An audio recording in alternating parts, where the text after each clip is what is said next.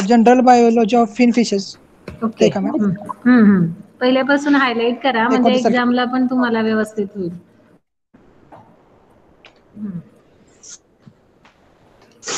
First लेक्चरला आपण ma'am general biology of fin fishes पाहिलं. बरं. त्याचे सगळे पार्ट. मग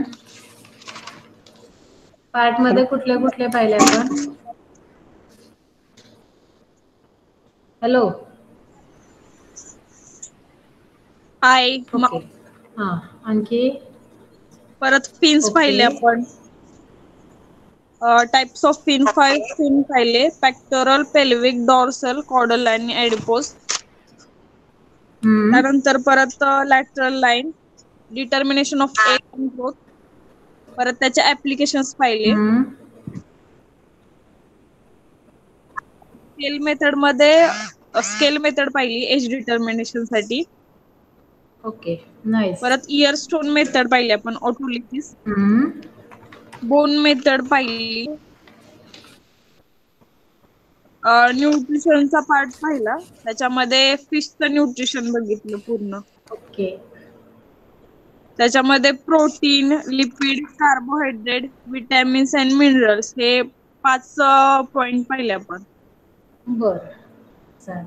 मग आतापर्यंत आपण nutrition, nutrients, then which nutrients are important for the growth, development, reproduction and other metabolic activities which is essential for the development of fishes. मग कोणते कोणते त्यात आपण फर्स्ट पाहिले प्रोटीन मध्ये amino acids, then carbohydrates, lipids, then vitamins and minerals. आता vitamins मध्ये water soluble vitamins and fat soluble vitamins, then minerals, macro minerals and micro minerals.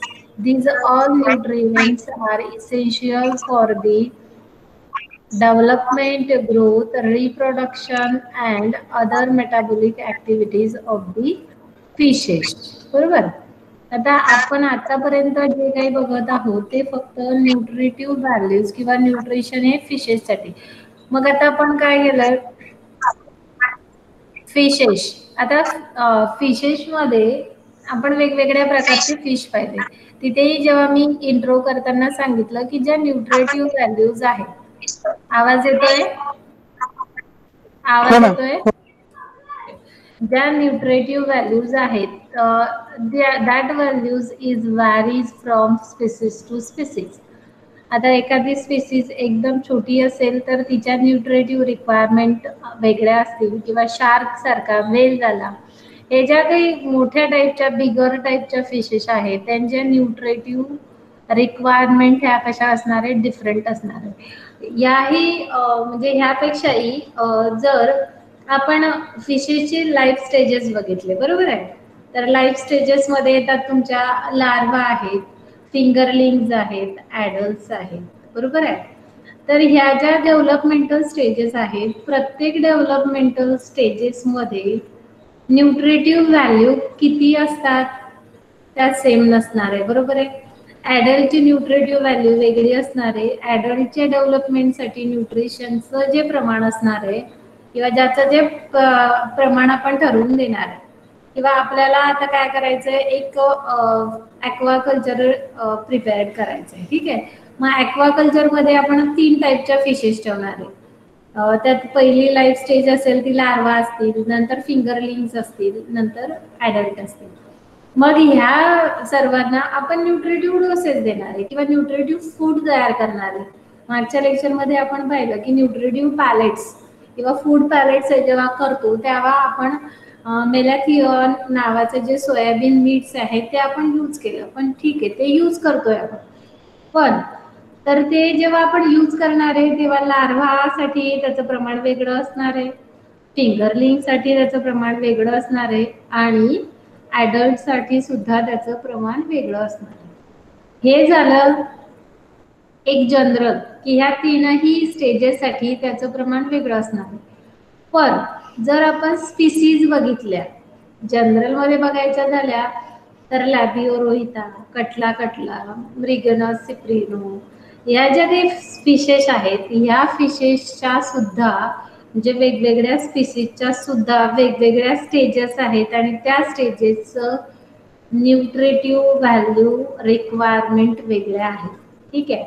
मग आपल्याला आजच्या लेक्चरमध्ये तेच बघायचंय की ह्या ज्या फिशेस आहेत त्यांचे न्यूट्रिटिव्ह व्हॅल्यू किती प्रमाणात वेगळे आहेत, कोणत्या फिशला प्रोटीन जास्त प्रमाणात लागतं, कार्बोहायड्रेट्स जास्त लागतं, विटॅमिन्स कोणते लागतात, मिनरल्स कुठले लागतात, हे सगळं आपण आजच्या लेक्चरमध्ये बघणार आहोत. ठीक आहे.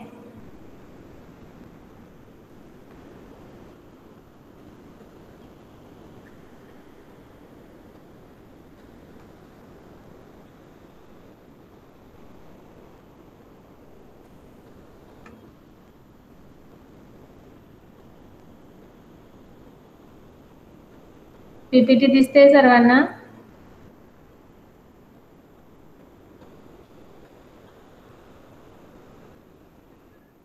तुम्हाला दिसते, मला दिसत नाही.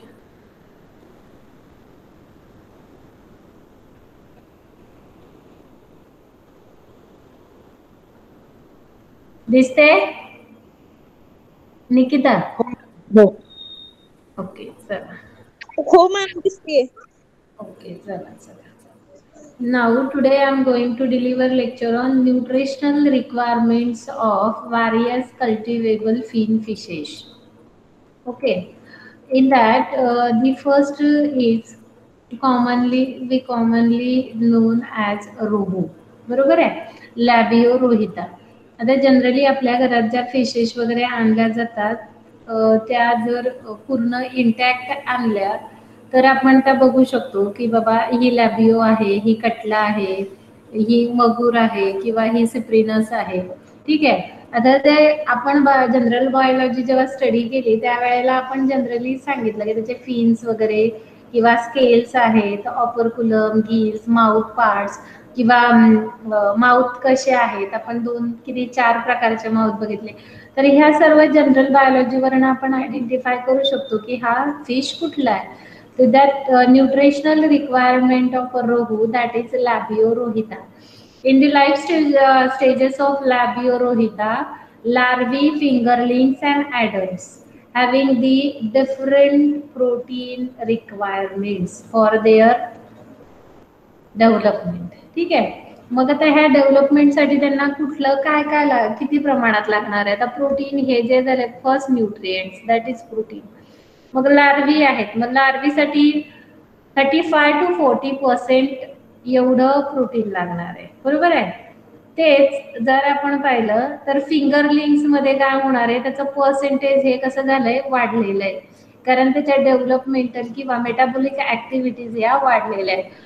म्हणून in the fingerlings optimum protein requirement for fingerlings has also been reported as 40% किंवा 40 पेक्षा जास्त किंवा त्याच्यापेक्षा कमी. आता ह्यामध्ये जर आपण बघत असू तर लार्वीमध्ये जे प्रोटीनचं प्रमाण आहे ते वाढलेलं आहे 35 to 40%, 45%. मग लार्वीमध्ये प्रोटीनची रिक्वायरमेंट जास्त आहे as compare to fingerlings and the adult. मग आता फिंगरलिंग्स आणि ॲडल्टमध्ये जर प्रोटीनची जो आपण डोस देणार आहे किंवा जे आपण प्रोटीन्स त्यांना देणार आहे त्याचं प्रमाण ॲडल्टमध्ये कमी आहे. तर इतर जे न्यूट्रिएंट्स आहेत त्या इतर न्यूट्रिएंट्समध्ये ॲडल्टमध्ये बाकीचे प्रमाण वाढलेले असणार आहे. म्हणजेच की त्यांच्या डेव्हलपमेंटनुसार त्यांना जो न्यूट्रिएंट्स जास्त प्रमाणात हवा आहे किंवा तो आपण त्यांना प्रोव्हाइड करणार आहोत. ठीक आहे. तर हे कशासाठी आहे तर आपण एक ॲक्वाकल्चर कल्टिवेबल फिन फिशेस जेव्हा आपण कल्टिवेशन करणार आहोत त्याचं ॲक्वाकल्चरमध्ये त्यावेळेला जर आपण लॅबिओ रोहिता त्यामध्ये कल्टिवेशन करायला आणलं किंवा त्याचं कल्चर करायला आणलं तर त्यावेळेला त्याचं न्यूट्रिटिव्ह रिक्वायरमेंट काय असतील. जर प्रोटीन आपण खूप जास्त प्रमाणात दिलं आणि त्याचे साईड इफेक्ट त्याच्या बॉडीवर दिसले आणि साईड इफेक्ट दिसल्यानंतर काय होणार आहे की त्याच्या ज्या मेटाबॉलिक ऍक्टिव्हिटीज आहेत त्या डिफरंट होतील किंवा त्याच्यात काहीतरी चेंजेस येतील. मग in that case they may be having the some disorders आपण आता पाहिलं की व्हिटॅमिन सीच्या डिसऑर्डर असल्या तर बॅकबोन होतो त्यांना, किंवा ब्लॅक कलरेशन होतंय, किंवा त्यांची जी साईज असते किंवा ग्रोथ होत नाही, स्टंटेड ग्रोथ होते, किंवा साईज असते ते रेड्यूस होते, बरोबर आहे.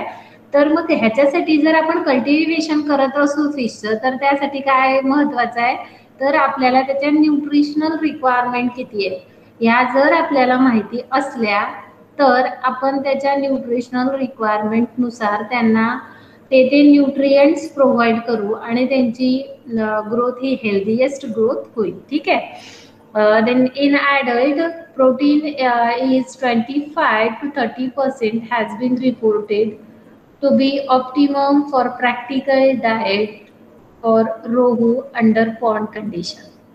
म्हणजे पॉन्ड कंडिशन मध्ये ॲडल्टला प्रोटीन किती प्रमाणात देणार आहे आपण, 25 to 30%. Same case in lipid, crude lipid, optimum lipid requirement for rohu fingerlings has found to be in the range of 12 to 15%. Okay, then carbohydrates, fingerlings 40% dietary carbohydrates is required. म्हणजे fingerlings मध्ये जास्त प्रमाणात carbohydrates ची requirement असणार आहे. Then vitamin, optimum requirements of rohu fry for vitamin A, C and E have been reported to be 200 IU. IU means it is an international unit for vitamin nutrients. ठीक है, per kg 1409 microgram per gram and 131.91 milligram per kg dry diet respectively. आता vitamin आपण त्यांना कोणत्या प्रमाणात देतोय त्याच्यानुसार विटॅमिनच्या ह्या ज्या रिक्वायरमेंट आहेत. ठीक आहे. Then minerals in adult, phosphorus 0.75%, calcium 0.19% of dry feeds. ठीक आहे. आता हे ज्या एवढ्या रिक्वायरमेंट्स आहे कशासाठी आहे, जे आपण ॲक्वाकल्चर मध्ये कल्टिव्हेशन करणार आहोत, तर त्यात जर आपण फिन फिशेस मध्ये जर रोहू आणला तर त्या रोहूच्या फिडिंग हॅबिटॅट्स मध्ये ज्या न्यूट्रिशनल रिक्वायरमेंट असतील तर त्या ह्या असतील. ह्याच्याप्रमाणे जर आपण त्याला फीड केलं तर तो हेल्दी आणि त्याची डेव्हलपमेंट वगैरे फास्ट होईल. ठीक आहे. The next example is कटला कटला. लक्षात आलंय का तुमच्या हे काय सांगते मी ते? हॅलो, हो मॅम, लक्षात येत आहे ना. आता हे कशासाठी आहे की आपण जेव्हा त्याचं कल्टिव्हेशन करू तेव्हा, आता जर त्या नॅचरली सी वॉटर मध्ये किंवा रिव्हर वॉटर मध्ये ग्रो झाल्या तर तिथे काही आपण जाऊन त्याचं न्यूट्रिशनल व्हॅल्यू किती आहे हे चेक करणार नाही, बरोबर आहे. नॅचरली त्या पाण्यामध्ये जे न्यूट्रिटिव्ह व्हॅल्यूज किंवा जे त्यांना न्यूट्रिटिव्ह फूड असेल ते कन्झ्युम करतात आणि त्यानुसार काही फिशेस ह्या हेल्दी ग्रो होतात आणि काही फिशेस मध्ये डिसऑर्डर दिसतात. पण आपण ज्या फिशेसचं आपल्या ॲक्वेरियम मध्ये किंवा ॲक्वाकल्चर करणार आहोत तिथे जर आपल्याला फक्त आणि फक्त हेल्दीएस्ट फिशेसच हव्या असणार आहे तर त्यासाठी आपल्याला ह्या त्यांच्या न्यूट्रिएंट रिक्वायरमेंट फुलफिल कराव्या लागणार आहे. ठीक आहे. मग आता सेकंड एक्झाम्पल इज कटला कटला कटला. तुम्ही कधी या फिशेस पाहिल्या आहे का? हॅलो, फिशेस पाहिलेलं आहे? ओके, ठीक. म्हणजे मग काही प्रश्न येणार नाही. In that the first is protein. Larvae required 45% protein. Generally, the requirement of all the fishes is near about same. Then fingerlings required 30 to 40% and in adult 30%. Okay, and wood stock is 33%. Then lipid, crude lipid, larvae fry, fingerlings required 8 to 10% lipids. नंतर adult मध्ये त्याची requirement किती आहे? 7 to 9%. And boot stock मध्ये किती आहे? 14%. म्हणजे ॲडल्टच्या नंतरची जी स्टेज असते ती. Then carbohydrates, larvae able to utilize maximum of 26% carbohydrates. Fry fingerlings require 22 to 26%. Adult require 22 to 26%. म्हणजे एकंदरीत कार्बोहायड्रेटची जी रिक्वायरमेंट आहे ती all the stages having the same for 0.1 or 0.2% different. Then in vitamin, the requirement is vitamin each requirement 150 mg per kg. Then vitamin A 200 international IUD per kg. Then vitamin C 600 IU per kg for enhanced survival and growth. For adult fish, vitamin C having 30 to 50, then vitamin E having 98.4 and choline 4000 IU per kg feed. आता हे आपण सगळं जे देणार आहोत त्यांना, ठीक आहे. तर ह्याच्यामध्ये पण आपल्याला काय करायचंय की जे आपण प्रत्येक स्टेजेसला देणारे, आपण लार्वीला देणारे, फिंगरलिंग्सला देणारे, ॲडल्टला देणारे, जरी ह्या त्यांच्या रिक्वायरमेंटल व्हॅल्यूज असल्या तरी त्यामध्ये ते सर्व्हायवल कसे करतात, त्यांचा सर्व्हायवल रेट किती आहे, त्यांचा ग्रोथ रेट किती आहे, ह्या सगळ्यांचा स्टडी करूनच याचं जे प्रमाण आहे ते आपल्याला कमी जास्त करायचं आहे, ठीक आहे. Then next is mineral. Mineral मध्ये larvae required 4% phospholipids and for enhanced survival and growth. For adult, magnesium is 0.06 phosphorus. Sorry, magnesium is 0.06%. Then phosphorus is 0.75%. Then calcium is 0.19% of dry feeds. आता आपण खायला देतो त्यांना तर हे सगळं काही आपण लिक्विड मध्ये टाकणार नाही, त्यांच्या काय करणार आहेत, पॅलेट्स तयार करणार.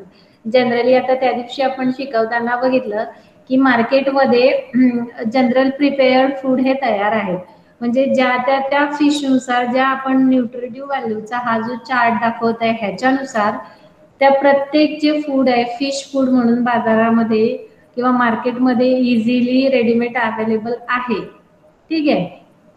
तर ते जे इझिली अवेलेबल असलेल्या याच्यामध्ये क्रूड फॉर्म मध्ये, पॅलेट फॉर्म मध्ये बारीक बारीक असे दाणे असतात, साबणा आपण म्हणतो ते साबुदाण्यासारखे दाणे असतात. तर त्या साबुदाण्यासारख्या दाण्यांमध्ये म्हणजे त्या पॅलेट जेव्हा आपण बनवतो तेव्हा बनवताना या न्यूट्रिएंट्स जे आहेत ते सगळे त्या प्रमाणामध्ये ऍड केलेले असतात, ठीक आहे. Then the next requirement of common carp, that is Cyprinus carpio. In the Cyprinus carpio, the protein requirement is 30 to 38% daily requirement of common carp. For protein is about 1 gram per kg body weight for maintenance and 12 gram per kg body weight for maximum protein retention. म्हणजे आता जी fish, ज्या फिशला आपण ही treatment देणार आहोत, ज्या फिशला आपण हे food खायला घालणार आहोत, पहिले त्या फिशचं वेट करायचं, तिचं बॉडी वेट किती आहे, तिच्या बॉडी वेटनुसार तिला किती अमाऊंटमध्ये तिच्या न्यूट्रिशनल रिक्वायरमेंट आहे आणि आपण ते किती अमाऊंटमध्ये प्रोव्हाइड केलं पाहिजे, ठीक आहे. हे जास्त महत्वाचं आहे. म्हणून काय म्हटलेलं आहे बघा, 30 to 38% daily requirement of common carb for protein is about 1 gram per KG. म्हणजे आता 1 किलो 2 किलो 3 किलो असेल, ठीक आहे, 1 किलो असेल तर 1 ग्राम टाकायचं, 2 किलो असेल तर 2 ग्राम. तर काय करायचंय, ज्याचं जे बॉडी वेट असेल त्या बॉडी वेट नुसार त्याच्या प्रोपोर्शनल नुसार तुम्हाला न्यूट्रिएंट्स ऍड करायचे आहेत, ठीक आहे. 12 gram per KG body weight for maximum protein retention. आता हे पण फिंगरलिंग्स मध्ये वेगळं, लार्वी मध्ये वेगळं आणि ऍडल्ट मध्ये वेगळं असणार. आता ह्या फिशची जी लिपिड रिक्वायरमेंट आहे ती फक्त म्हणजे लार्वी, फिंगरलिंग्स आणि ॲडल्टसाठी 5 to 15% आहे. म्हणजे ह्याच्यामध्ये 5 ते 15% मध्ये काय त्यांचं बॉडी वेट येणार. लार्वीचं बॉडी वेट किती आहे त्याच्यानुसार त्याला डोस दिला जाणार आहे. ठीक आहे. देन फिंगरलिंगचं बॉडी वेट आणि ॲडल्टचं बॉडी वेट त्याच्यानुसार त्यांना डोसेस दिले जाणार. ठीक आहे. Then carbohydrates, the intestinal activity of amylase is higher in omnivorous fishes including common carp. ठीक आहे. omnivorous fish means हॅलो, आपण पाहिलं हर्बिव्होरस, ऑमनिव्होरस अँड कार्निव्होरस फिशेस, बरोबर आहे. मग ऑमनिव्होरस फिशेस कोणते? Just a minute. Which eats both type of food, that is herbivorous and carnivorous, means herbs and meat etc वगैरे. Okay. आणि कार्निव्होरस which only feeds on animal based matter like बाकीचे flesh. दोघे present आहेत ना?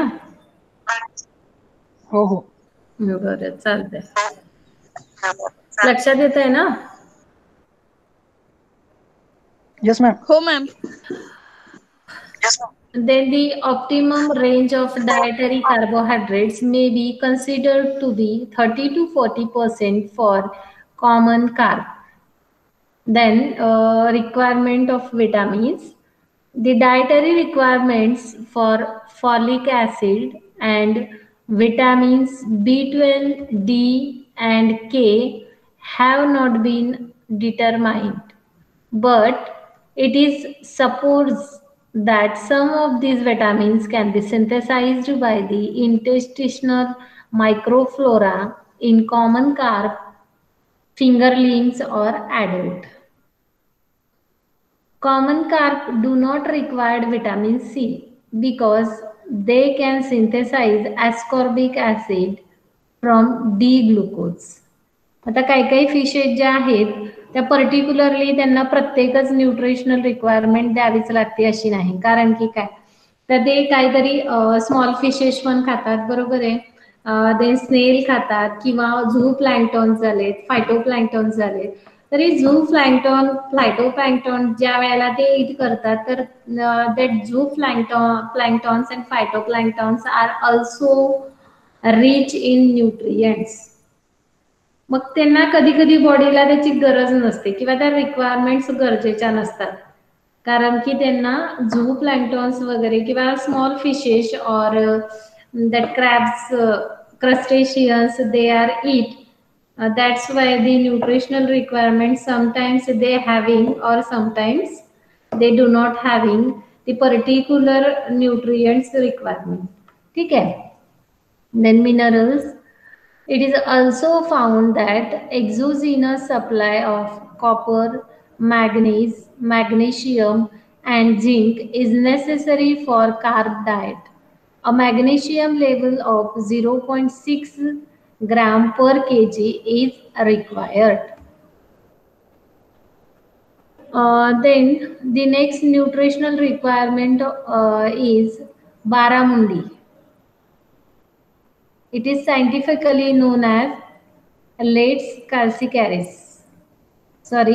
Lates calcariferous, means commonly called as barramundi. And the requirements of protein requirements of barramundi is larvae requires 50% proteins.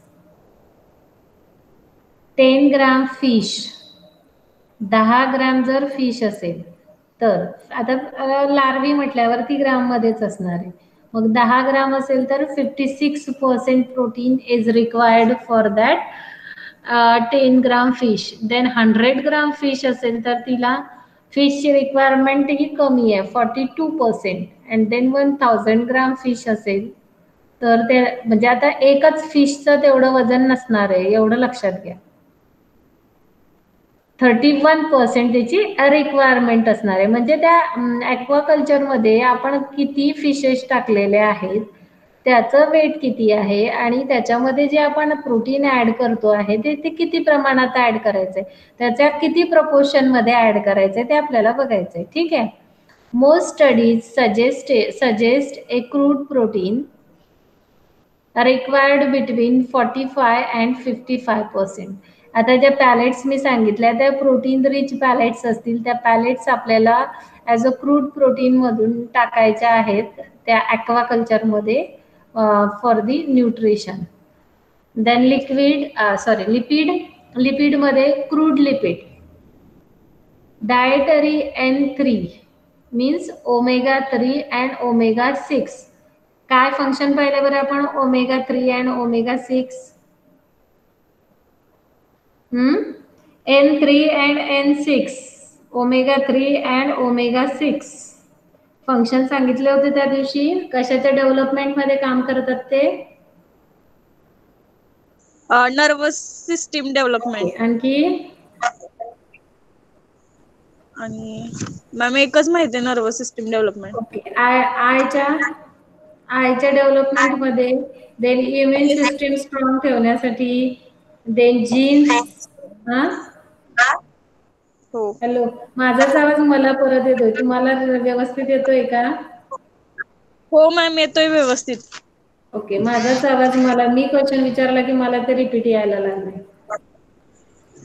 नाही ठीक आहे. येतोय मला आवाज. आता तू एकटीच आहेस का बाकीचे दोन पण प्रेझेंट आहेत? प्रज्वल आहे ना, आहे. ओके. N3 आणि N6 मीन्स ओमेगा 3 आणि ओमेगा 6 याचं फंक्शनिंग काय पाहिलंय? It is responsible for the development of nervous system and eyes और आयलिड्स इन द इन्फंट, म्हणजे लॅर्वल कंडिशन मध्ये. बरोबर आहे. त्याच्यानंतर इम्युन सिस्टीम स्ट्रॉंग ठेवण्याचं काम करतात ते. अजून काय करतात? जेनेटिक व्हेरिएशन्स मध्ये काम करतात. अजून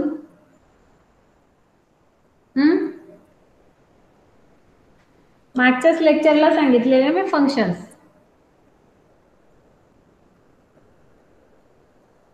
याचा अर्थ मागचं लेक्चर आपण वाचलेलं नाही.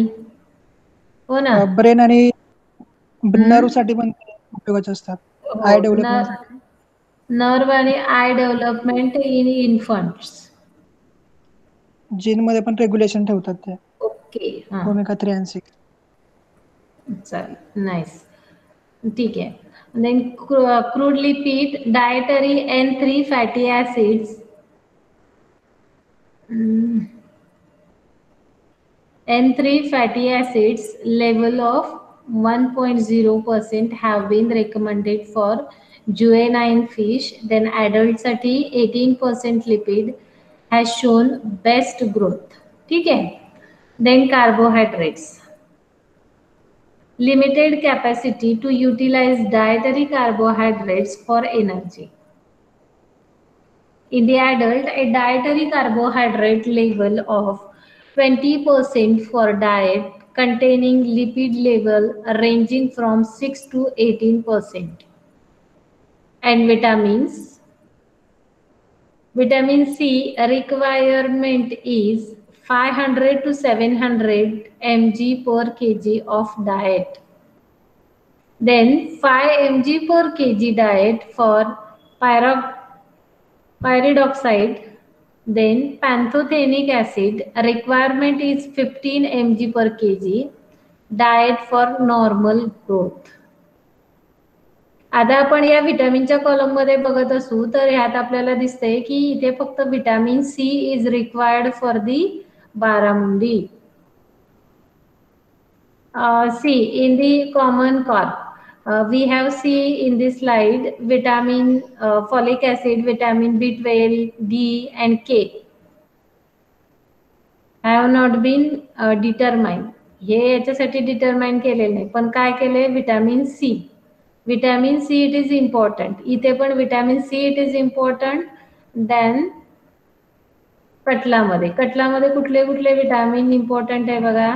Vitamin E, vitamin A, vitamin C. म्हणजे ह्या जर डिफरंट स्पीसीज असतील तर त्या डिफरंट स्पीसीजच्या रिक्वायरमेंट ह्या डिफरंट असणार आहे. आता आपण या 2-3 स्लाइड मध्ये जर बघत असू तर कटलामध्ये विटॅमिन ई, विटॅमिन ए आणि vitamin C is required. Likewise, in common carp, only vitamin C is required. Okay, and in barramundi, there is also only vitamin C is requirement. Means the requirement is different. Okay, then minerals. Phosphorus requirement ranges between 0.55% and 0.65%. Phosphorus किती लागणार आहे तर 0.55% and 0.65%. In addition of salt, NaCl, to the diet at a level up to 4% has been reported to generate a better feed utilization. आता यामध्ये minerals मध्ये जर आपण बघत असू तर रोहू मध्ये बघा मिनरल्स फॉस्फरस आणि calcium is requirement for the development. Okay, in catla phospholipids, then magnesium, phosphorus and calcium is required. Then in common carp, zinc is necessary, manganese, copper, manganese, magnesium, zinc. It is important for the natural growth of common carp. आणि जर आपण पुढे बघितलं तर बारामुंडीमध्ये काय आहे तर phosphorus, only phosphorus and NaCl means is salt. Phosphorus and salt only required for their nutritional requirements. आता याच्यावरनं तुमच्या लक्षात येत आहे का की या जेवढ्या आपण ज्या वेगवेगळ्या स्पीसीजच्या एक्झाम्पल पाहिले त्या वेगवेगळ्या स्पीसीजच्या एक्झाम्पल मध्ये न्यूट्रिएंट तेच आहेत. Protein, lipid, carbohydrates, vitamins and minerals. बरोबर आहे. न्यूट्रिएंट्स तेच आहे पण त्याच्या ज्या रिक्वायरमेंट्स आहेत त्यांच्या स्टेजेस नुसार पण डिफरंट आहेत आणि त्यांच्या स्पीसीज नुसार पण डिफरंट आहे. ज्या ठिकाणी मिनरल्स मध्ये फक्त फॉस्फरसच रिक्वायर्ड असेल आणि काही ठिकाणी तुम्हाला झिंक, मॅग्नीज, कॉपर जे काय असेल नसेल ते रिक्वायर्ड असेल. म्हणजे काय तर आपण जी स्पीसीज स्पेसिफिक आपण जर बारामुंडी आणली किंवा कटला आणला तर त्या ॲक्वेरियम मध्ये किंवा त्या ॲक्वाकल्चर मध्ये आपण कल्चर करणार आहोत तर ते कटलाचं असेल तर त्यावेळेला जी न्यूट्रिशनल रिक्वायरमेंट असेल ती आपल्याला कटलाचीच द्यावी लागेल. त्या ठिकाणी आपण न्यूट्रिशनल रिक्वायरमेंट बारामुंडीची देऊन त्याला चालणार नाही. म्हणून ॲक्वाकल्चर मध्ये nutritional value it is more important. Okay, the next one is magur, क्लॅरियस बॅट्रॅकस. The protein requirements in the larvae required 55% of proteins. Then fingerlings required 50% of proteins and the adult required less amount, that is 40 to 42% less than the larvae requirement amount. Larvae मध्ये प्रोटीनची requirement आतापर्यंत आपण जेवढेच common example पाहिले त्या सर्व common examples मध्ये लार्वीची जी काही requirement असतील प्रोटीनच्या त्या हाय आहेत as compare to the adult. बरोबर आहे. म्हणजे मग लार्वीच्या डेव्हलपमेंटसाठी प्रोटीन हे जास्त प्रमाणात रिक्वायर्ड आहे. लार्वीच्या मेटाबॉलिक ऍक्टिव्हिटीज जास्त असतात, त्यांच्या डेव्हलपमेंटल ऍक्टिव्हिटीज असतात आणि त्यांना प्रॉपरली ग्रो करण्यासाठी त्यांची डेव्हलपमेंट होण्यासाठी प्रोटीन हे हाय अमाऊंट मध्ये लागतं. म्हणून लार्वी मध्ये प्रोटीनची रिक्वायरमेंट हाय असते as compare to the adult. Okay, then the next is lipid. Lipid मध्ये क्रूड लिपिड, जे की आपण ॲज अ पॅलेट और as a use as a pellet. Then larvae, fry, fingerlings required 9% lipids. Larvae असतील किंवा fry fishes असतील किंवा fingerlings, आपण इन मराठी त्याला बोटुकली वगैरे म्हणतो. तर त्या बोटुकली ज्या फिशेस असतील त्यांची जी फिश रिक्वायरमेंट असेल ती 9% असेल लिपिडची, आणि ॲडल्टमध्ये तीच वाढलेली असणार आहे, ती 10 to 17% झालेली असणार आहे. ठीक आहे. The carbohydrates requirement, larvae able to utilize maximum amount of 21% carbohydrates. म्हणजे मॅक्झिमम 21% कार्बोहायड्रेट्स कोण कन्झ्युम करणार आहे, तर लार्वी. मीन्स त्यांच्या डेव्हलपमेंटसाठी न्यूट्रिशन हे हाय लागते, हेवी लागते, त्यावेळेला त्या प्रॉपरली ॲडल्टमध्ये ग्रो करतात. Then carbohydrates requirements in adult is 15 to 35%. Then vitamins, vitamin D 500 to 1000 IU per kg. Then vitamin A, which is responsible for, vitamin A कशासाठी रिस्पॉन्सिबल आहे? विजनसाठी. विजनसाठी, म्हणजे रेटिनॉल किंवा ज्या आयलिड्स त्यांच्या डेव्हलप होतील त्याच्यासाठी विटामिन ए इम्पॉर्टंट आहे. आणि vitamin D, vitamin D D बोनसाठी मॅम, त्यांच्या बोन डेव्हलपमेंट आणि स्ट्रॉंग होण्यासाठी. Okay. Vitamin E, vitamin A tocopherols. हा, कशासाठी रिस्पॉन्सिबल आहे? टोकोफिरॉल्स मॅम. टोकोफेरॉल्स तर त्याचं नाव असेल ना. Which is responsible for vitamin E. Antioxidant आहे का त्याचं फंक्शनिंग? हा. Antioxidant. Vitamin A,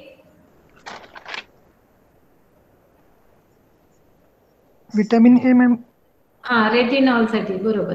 vitamin C, C growth साठी मॅम. ओके. अजून कुठला विटॅमिन राहिला आपला? के. विटॅमिन के कशासाठी? ब्लड क्लोटिंग साठी. ब्लड क्लॉटिंग साठी. या सगळ्या विटॅमिन मध्ये कुठला विटॅमिन आहे ज्याला आपण ॲज अ इम्पॉर्टंट म्हटलंय? Vitamin C. विटॅमिन सी ला तो इकडे कॉमन आहे ना, म्हणजे मोस्ट ऑफ. बरं. Deficiency of vitamin C causes the diseases. Which are they? कोणते डिसीजेस आहेत की जे विटॅमिन सीच्या डिफिशियन्सीने होतात?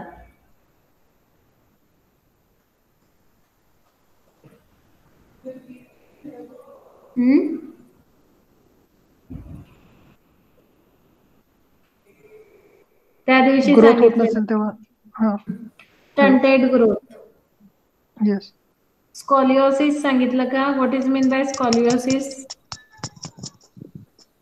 स्कॉलिओसिस, एक मिनिट, नाही मॅम. स्कॉलियासिस सांगितलेलं आहे लास्ट लेक्चर ना. Last lecture.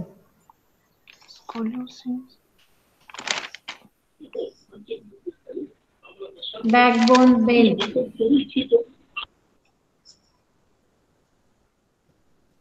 सांगितलंय का? लक्षात नाही, नोट डाऊन नाही केलं, सॉरी. बरं, असू दे. स्कॉलिओसिस मध्ये बॅकबोन जे आहे ते बेंड होतात सांगितलंय, बरोबर आहे, due to the deficiency of vitamin C. नंतर डार्क कलरेशन होतंय, जे नॉर्मल कलर असेल फिशचा तो डार्क झाल्यासारखा म्हणजे ब्लॅकिश होतो, बरोबर आहे, ब्लॅकिश कलर होतो, ते सांगितलं vitamin deficiency of vitamin C. Then त्यांची ग्रोथ, स्टंटेड ग्रोथ. म्हणजे नॉर्मल त्यांची ग्रोथ होत नाही आणि ग्रोथ कशी होते त्यांची खुंटते, म्हणजे त्याच ठिकाणी थांबते आणि ते पूर्ण प्रॉपरली ग्रो होत नाही. हे झाले deficiency, vitamin C deficiency disorders. Okay, so vitamin C is important for all the developmental stages or for all the species of the fishes. Okay,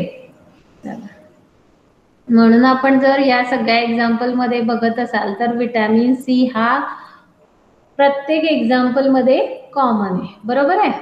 फक्त काय झालेलं आहे की प्रत्येक स्पीसीजच्या रिक्वायरमेंट नुसार त्याची जी अमाऊंट आहे ती फक्त कमी जास्त झालेली आहे. But vitamin C is essential for the development of all species. Then the next is minerals. Larvae required magnesium, that is 0.04%, phosphorus, that is 0.45%, calcium 0.45% of feed on dietary weight basis. Means बॉडीचं weight किती आहे त्याच्यानुसार आपण त्यांना काय diet देणार आहे ते it is proportional to the body weight. ठीक आहे. For adult, calcium is 1.5% and phosphorus is 0.5%. This is the nutritional requirement of magur, that is Clarius batrachus. इथपर्यंत लक्षात आलं बेटा पूर्ण? Yes ma'am. ओके, चला काही क्वेरीज वगैरे आहेत का? मॅम, विटॅमिन आणि मिनरल जे आपण देतो ते त्यांच्या फूड की असं डायरेक्टली नाही देत आपण त्यांना काहीच, फूड थ्रूच ना. हा, आपण काय म्हटलेलं आहे त्या दिवशी की जे आपण इंट्रोडक्टरी पार्ट पाहिला त्या इंट्रोडक्टरी पार्ट मध्ये आपण म्हटलेलं आहे की जे आपण ॲक्वाकल्चर मध्ये कल्चर करणार आहोत, कल्टिव्हेशन करणार आहोत, त्या कल्टिव्हेशन मध्ये आपण त्यांना फीड प्रोव्हाइड करणार. ते कसं करणार आहे? ॲज अ पॅलेट फॉर्म मध्ये करणार आहे, बरोबर आहे. आता आपण जनरली जर मार्केटमध्ये गेलो तर आपल्याला त्या साबुदाण्यासारख्या बारीक बारीक जोड्या किंवा ते थर्माकोलच्या बॉल सारखे त्यांचं काहीतरी फीड असते, बरोबर आहे. हा, तर त्या फीड मध्ये ते जे पॅलेट्स आपण तयार करणार आहोत त्या पॅलेट्स मध्ये protein, then lipid, carbohydrates, vitamins and minerals हे पाचही टाईपचे न्यूट्रिएंट्स ऍड केले जाणार आहेत. मग जेव्हा हे पाचही टाईपचे न्यूट्रिएंट त्यामध्ये ऍड केले जाणार आहेत तर ते ऍड करून त्याच्या ज्या पॅलेट्स तयार होणार आहेत. आता आपण रोहूच्या रिक्वायरमेंट पाहिल्या किती आहे, बरोबर आहे. मग रोहूसाठी जेव्हा आपण फिश फीड तयार करणार आहोत त्यावेळेला प्रोटीन किती असलं पाहिजे? ठीक आहे, प्रोटीन मग ते लार्वीसाठी वेगळं असणार आहे आणि बाकीचं मिनरल्स, लिपिड्स, कार्बोहायड्रेट्स सगळे वेगळे असणार आहे. म्हणजे जे आपण फिश मधून किंवा घरी आपण काही बनवणार असू पॅलेट्स त्याच्यासाठी आपल्याला फर्स्टली मोस्ट इम्पॉर्टंट म्हणजे त्याच्या व्हॅल्यू माहिती असल्या पाहिजे. देन त्याचं वेट किती आहे हे माहिती असलं पाहिजे. त्या वेट वरनं आपण त्या व्हॅल्यू किती टाकायचे ते ठरवणार आहे. त्याच्यासाठी लार्वीमध्ये आता प्रोटीनची रिक्वायरमेंट जास्त आहे as compare to the adult, बरोबर आहे. आणि बाकीच्या ह्याच्यात पण लार्वीला थोड्या प्रमाणामध्ये जास्त लागतंय, ऍडल्टला कमी लागते. पण विटॅमिन्स मिनरल्स मध्ये लार्वीला थोडे कमी लागतात आणि ऍडल्ट्सला जास्त लागतात. म्हणजे आपण मार्केटमध्ये जाताना किंवा आपण टाकताना जे काही फीड त्यांना प्रोव्हाइड करणार आहोत ते फीड हे चार्ट जे बघून आपण करणार आहोत त्याच्यावरच असणार आहे. ते जेव्हा तुम्ही प्रॉपरली ऍड कराल त्यावेळेला ते हेल्दी होतील किंवा नाहीतर त्याचे साईड इफेक्ट दिसून येतील, बरोबर आहे. मग आपण मार्केटला गेलो तर रोहूसाठी एक वेगळं फीड असेल. मग आता रोहूसाठी वेगळं असेल तर ते फिंगरलिंग्स आणि ऍडल्टसाठी वेगळं असणार आहे का? नाही. मग त्यावेळेला रोहूसाठी जर एक मटेरियल असेल तर आपण ते लार्वीला टाकताना त्याचं वेट करणार. तर लार्वीचं वेट किती आहे? मग लार्वीचं वेट इतकं आहे, मग एवढ्या क्वांटमध्ये इतक्या लार्वी आहेत, मग त्याच्यानुसार त्यांचा रेशो काढणार किंवा त्याचं कॅल्क्युलेशन करून मग काय करणार आहे आपण की त्याच्यामध्ये ते फीड त्यांना प्रोव्हाइड करणार आहे. असं ज्या वेळेला आपण करू त्यावेळेला त्यांना हेल्दी आणि न्यूट्रिटिव्ह खायला मिळेल आणि ते हेल्दी होतील किंवा त्यांच्या ज्या बाकीच्या ऍक्टिव्हिटीज आहेत त्या कशा होणार आहे? प्रॉपरली होणार आहे. आणि मॅम लास्ट लेक्चर 18 तारखेला होतं बरं. एक वेबिनार होतं शेतकरी वगैरे हा तेव्हा हा ते हा सांगत होते की हा. शेणखत आणि सिंगल सुपर फॉस्फेट आणि युरिया टाकायचं मग त्याच्यापासून कशामध्ये? शेततळ्यामध्ये फिश कल्टिवेशन मध्ये का? हा, हा, तर मग त्यांनी जनरल फिशेस साठी टाकलं असेल. आपण कोणत्या बघतोय? Fin fishes. म्हणजे ह्यामध्ये ते पण कटला, रोहू आणि जे मृगळे जे 3 टाईप आहेत हा, त्यासाठी सांगत होते. बर. काय सांगत होते? युरिया. कटला जो असतो तो 30% जेव्हा आपण टाकतो कटला हा फर्स्ट लेअर मध्ये असतो वरच्या लेअर मध्ये हो, शेततळ्याच्या आपण बघितलं ते बॉटम आणि सरफेस लेअर वगैरे मिडलला सगळं. हम्म. आणि मृगळे शक्यतो खाली हे राहतात फिश अशा 3 येस लेअर मध्ये ते राहू शकतात येस. शेततळे जेव्हा आपण करतो तेव्हा हम्म. आणि मग तेव्हा मग शेणखत हे हेक्टरी 1000 किलोग्रॅम सिंगल बरं. सुपर फॉस्फेट हेक्टरी 250 किलोग्रॅम आणि हम्म. युरिया हेक्टरी 50 किलोग्रॅम असं हम्म. टाकायचं ते म्हणतात.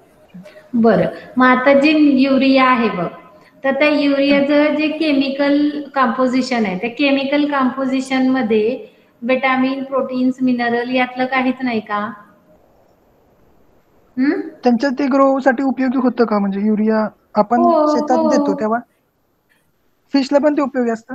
नाही, फिशला फिडिंग साठी नसेल सांगितलं त्यांनी.